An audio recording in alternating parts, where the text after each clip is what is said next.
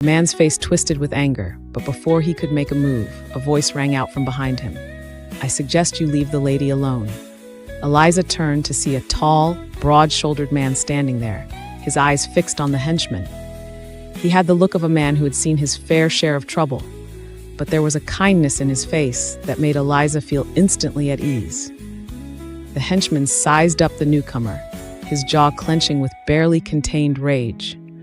But he must have seen something in the man's eyes that made him think twice, because he finally backed away, muttering a string of curses under his breath. "This isn't over," he spat, pointing a menacing finger at Eliza before turning and stalking off into the gathering dusk.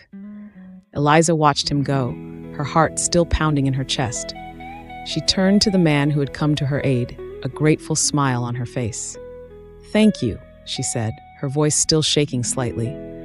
"I don't know what I would have done if you hadn't come along." The man smiled, his blue eyes crinkling at the corners. "It's no trouble at all, miss. I couldn't just stand by and watch that brute harass you. My name's Jack, by the way, Jack Thompson." "Eliza," she replied, taking his outstretched hand. "Eliza Beaumont." As they walked together back towards the boarding house, Eliza found herself telling Jack her story, about the House of the Rising Sun, about Madame Claudine, and the life she had escaped.